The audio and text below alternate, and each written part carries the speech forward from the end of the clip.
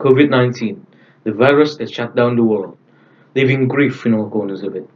As it spread, many countries were forced into lockdown. The lockdowns affected everyone, and especially the education sector. Millions of students had to stay at home as the schools around them shut down rapidly, leaving them bewildered. The country was in quarantine as the virus spread nationwide. Seeing as how the situation wasn't getting any better, students still had to continue their studies. Time passed and schools had found a solution: distant learning.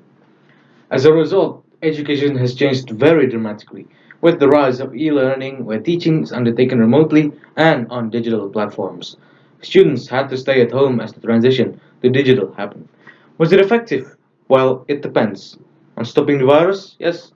At teaching students, well, I'd say it's not the greatest. See, the purpose of distant learning is to limit physical interaction within the education sector, therefore reducing the risk of the virus spreading. Did it work? Arguably, yes. But has it been effective at teaching students? As I've said earlier, it isn't a good enough system. Even with its many benefits, it still begs the question: is it worth it? Well, it was. Initially, distant learning was seen as an innovation. Students could study at their own pace with less time needed. But as COVID spread, distant learning became the norm, and that became the issue. It's been a year and a half since its inception, and many new challenges arose. The main issue here is related to the students' performances. Studies have found that prolonged online school made students have little or no progress while learning from home, or, as it's called, learning loss. Learning loss comes from many aspects. One that can be attributed to it is the feeling of disconnect that it had instilled. The lack of interaction made it very hard to learn what was being taught. A survey among students have said that 8 in 10 students have difficulties with focusing on school and avoiding distractions while studying at home. Another aspect of learning loss would be accessibility to distant learning. A study by UNICEF found that at least a third of the world's students haven't managed to access distant learning. Crazy. Not only that, the quarantine aspect seemed to have an effect on students as well. It forced them to stay at home with limited interactions, separating them from friends, and this made them feel even more isolated. Why is that important? Well, because prolonged isolation could lead students into a dark path. Isolation could affect a student's mental health, and especially to those who had a history of mental illness. See, distant learning requires students to study independently with increased tasks and competitiveness. Some students may experience stress and even feelings of anxiety. This could lead to countless issues such as demotivation, lack of will, and a drop in grades. This may cause a number of different problems in school, as it might lead to students to drop out or, in worst case scenario, depression. With that being said, is it time for the government to prioritize the return of normalcy for the education sector, and why should they? Well, education is the backbone of our society. They help prepare young minds to deal with challenges in their future. As we've seen with the many negative effects of distant learning, we could come to a conclusion that we must act for the return of in person studies. It is evident that Indonesia still lags behind in terms of reopening school. At least 85% of the countries in the Asian Pacific region has implemented some sort of program for in-person studies. This certainly is not an ideal situation for anybody, and especially disadvantaged students. So, in order for us to get back on track, a vaccine could be a way out, and luckily, we've got one.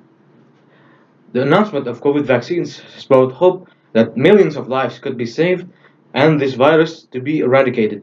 Though many speculations had arose, vaccinations are crucial for us to return to normalcy. This news is especially important to the education sector as it opens up possibilities for the quicker reopening of schools. Some have argued that vaccine distribution for the education sector should be prioritized, hence the question, why? Mainly because prioritizing vaccinations for the education sector could mean a quicker return of the in-person studies, and that's what we should be aiming for. Fortunately, the government has stated that they had set a goal to vaccinate a majority of the education sector by the end of 2021. To help with it, the government had put a priority on vaccinating the teachers.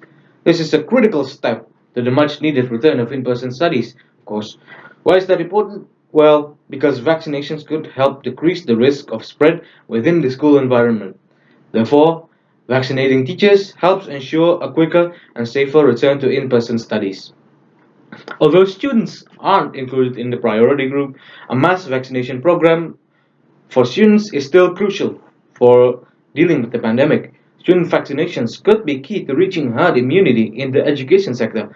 As students make up a large population, vaccination programs for them could help reduce the risk of infections and strengthens their antibodies against the virus.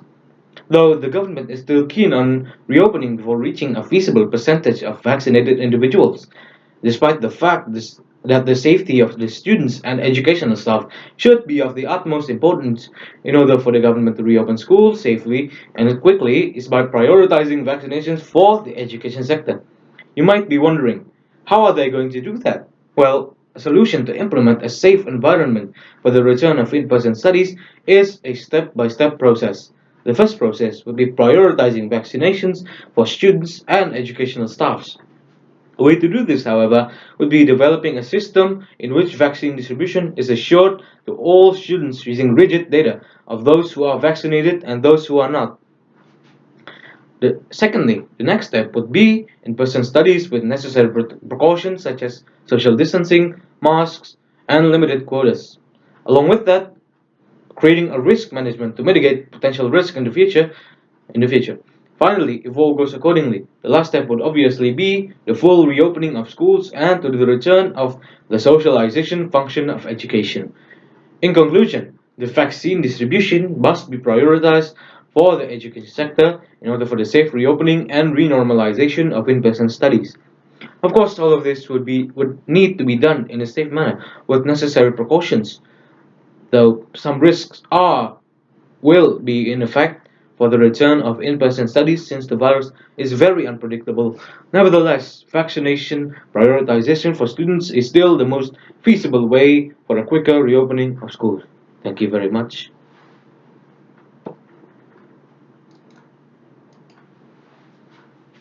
Okay.